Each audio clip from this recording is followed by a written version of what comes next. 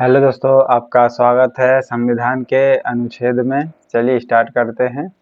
संविधान द्वारा अंतिम रूप से पारित संविधान में कुल कितने अनुच्छेद और अनुसूचियां थी? तो देखिए 395 अनुच्छेद था और 8 शेड्यूल था। ठीक है, मूल रूप से। और अभी भी 395 ही शेड्यूल है, सॉरी आर्टिकल्स हैं, और 12 पर शेड्यूल हो गई है। ठीक है।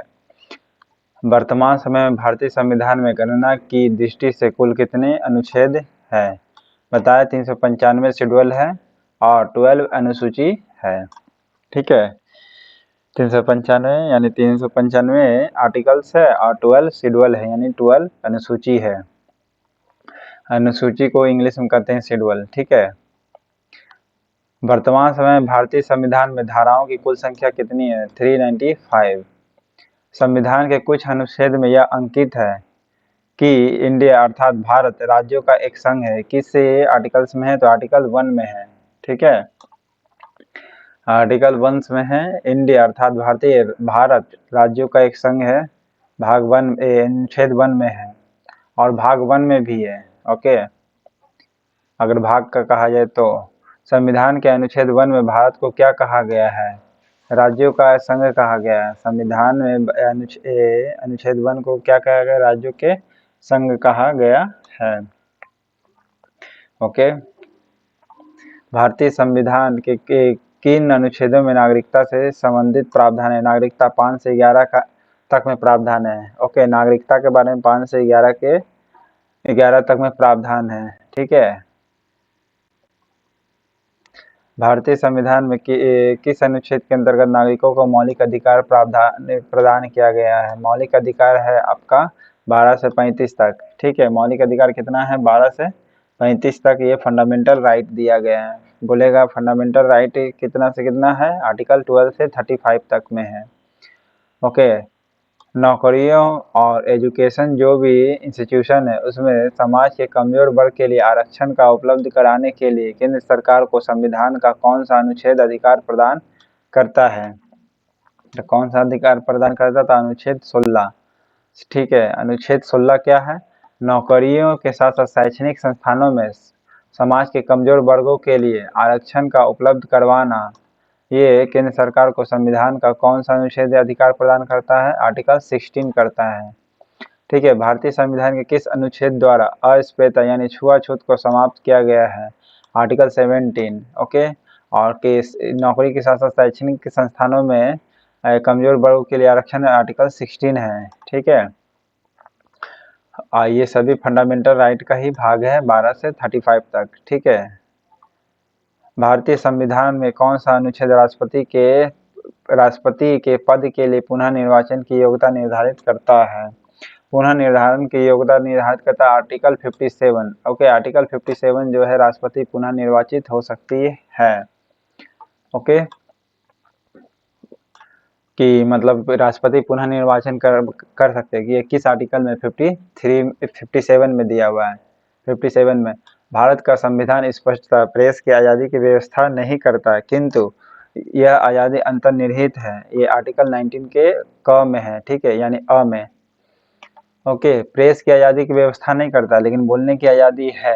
ओके, लेकिन इसमें इंक्लूजन है। इंक्लूजन मतलब अंतर्निहित। तो आर्टिकल 19 अ में संविधान के किस अनुच्छेद में प्रेस की स्वतंत्रता दी गई है? 19 के 1 के ए में दिया गया। ठीक है, मौलिक अधिकार के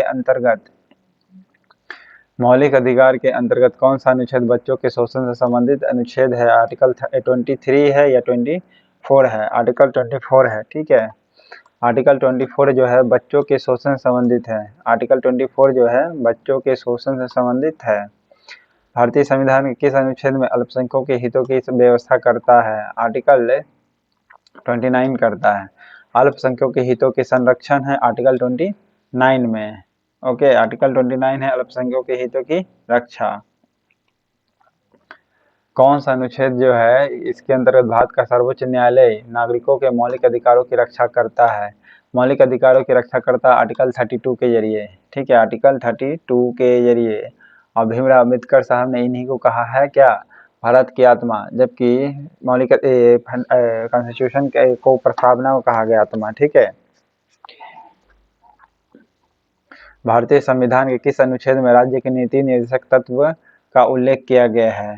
अनुच्छेद 36 से 51 तक में है। ठीक है, नीति निर्देशक तत्व फंडामेंटल राइट तो 12 से 35 तक में है। ठीक है, 35 तक में, 36 में राज्य के नीति निर्देशक तत्व 51 तक जाएगा। ठीक है, राज्य के नीति निर्देशक तत्व 36 से 51 तक में। स्टेट प्रिंसिपल ऑफ फंड, ठीक है, स्टेट प्रिंसिपल जो है 36 से 51 है। भारतीय संविधान के अंतर्गत कल्याणकारी राज्य की अवधारणा निम्नलिखित में से किस अनुच्छेद में है? कल्याणकारी राज्य की अवधारणा 39 में है। आर्टिकल 39 में कल्याणकारी राज्य की अवधारणा है।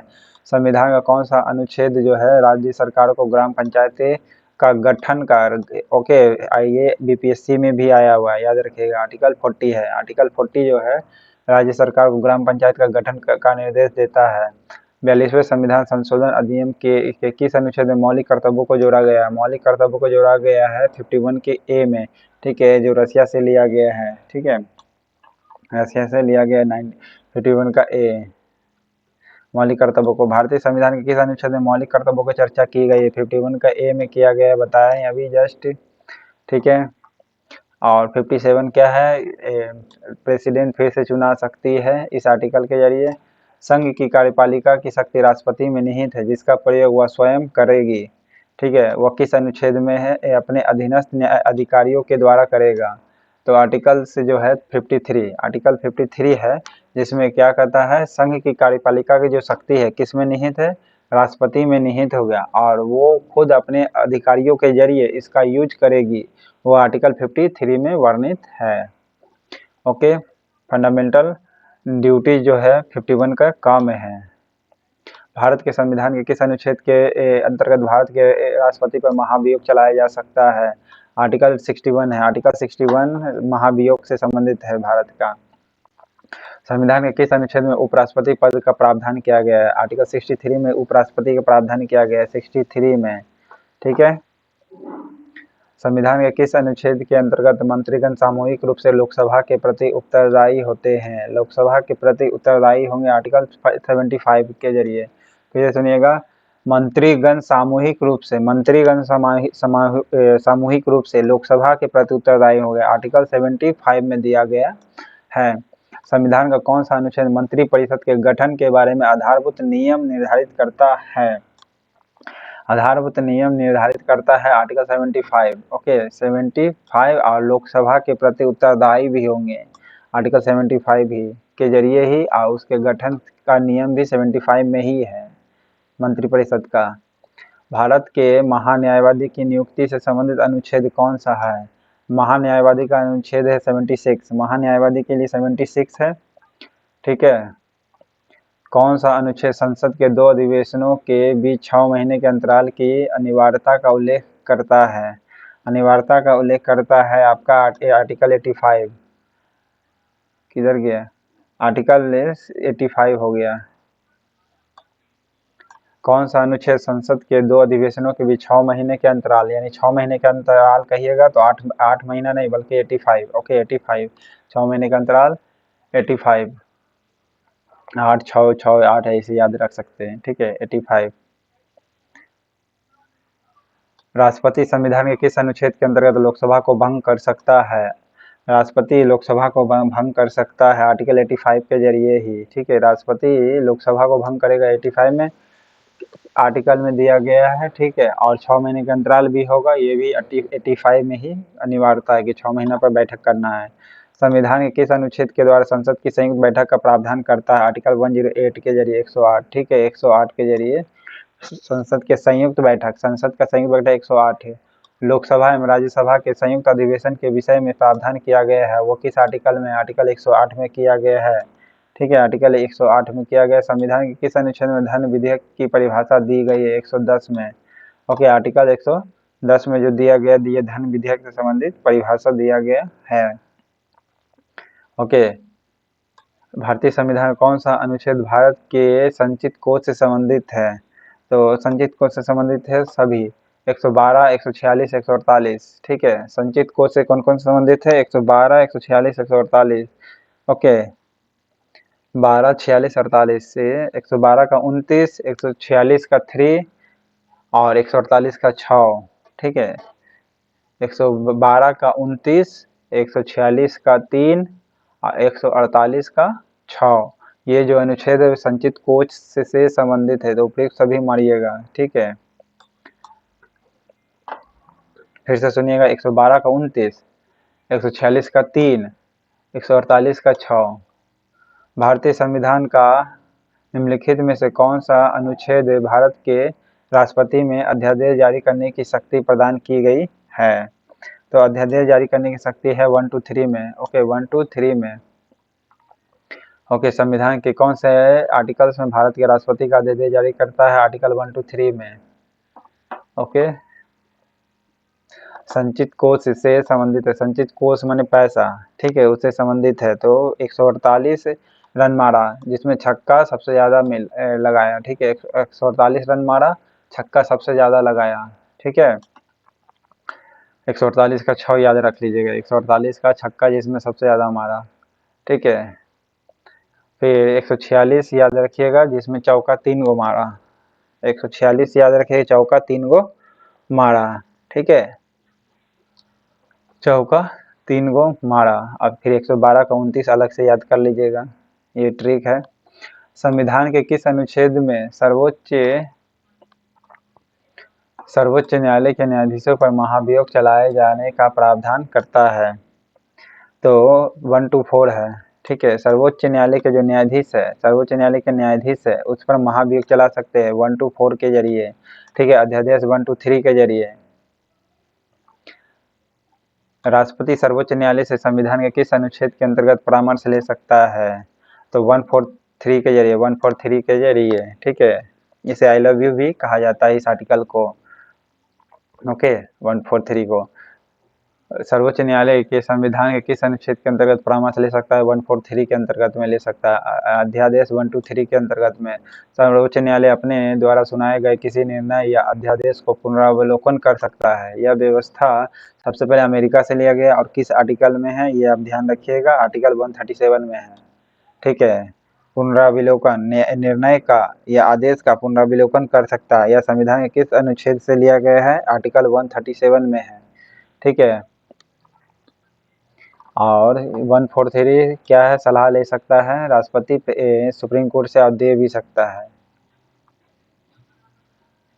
संविधान के निम्नलिखित में से किस अनुच्छेद में यह व्यवस्था की गई है कि सुप्रीम कोर्ट द्वारा भी निश्चित विधि भारत के राज्य क्षेत्र के भीतर सभी न्यायालयों पर आवधिकर होगा? यानी सुप्रीम कोर्ट जो निर्णय सुनाए वो जितना भी कोर्ट है वो सब पर ही क्या होगा? लागू होगा। वो किस आर्टिकल में वर्णित है? आर्टिकल 141 में वर्णित है, 141 में, 141 में, ठीक है। 141 में कि सभी कोर्ट को मानना पड़ेगा अगर सुप्रीम कोर्ट जो निर्णय सुनाया है उसी बेस पर अगर और कोई केस आता है तो। भारतीय संविधान में सर्वोच्च न्यायालय तथा उच्च न्यायालय यानी हाई कोर्ट और सुप्रीम कोर्ट का पुनरावलोकन की शक्ति प्रदान की गई है। वह किस आर्टिकल में दी गई? आर्टिकल 32 में दी गई है, ठीक है। सर्वोच्च न्यायालय के साथ साथ हाई कोर्ट को न्यायिक पुनरावलोकन की शक्ति प्रदान की गई आर्टिकल 32 में की गई है। संविधान के किस अनुच्छेद के अंतर्गत अधीनस्थ न्यायालय या जिला न्यायालय का प्रावधान किया गया है? तो 233 के अंतर्गत में किया गया है, ठीक है। अधीनस्थ न्यायालय या जिला न्यायालय का प्रावधान 233 जो है अधीनस्थ न्यायालय और जिला न्यायालय, इसके अंतर्गत में बोलिएगा, ठीक है। अधीनस्थ, अधि में अ देख रहे हैं, अंतर्गत में, अधीनस्थ में 233 याद रखिएगा, ठीक है। सलाह ले सकता है 143 में, ठीक है। भारतीय संविधान का कौन सा अनुच्छेद संवैधानिक प्रावधानों का संघीय संसद या राज्य विधान पालिकाओं द्वारा बनाए गए नियमों का कानूनों का प्राथमिकता प्रदान करता है? तो ये कौन सा प्रदान करता है? आर्टिकल 245 है, ठीक है।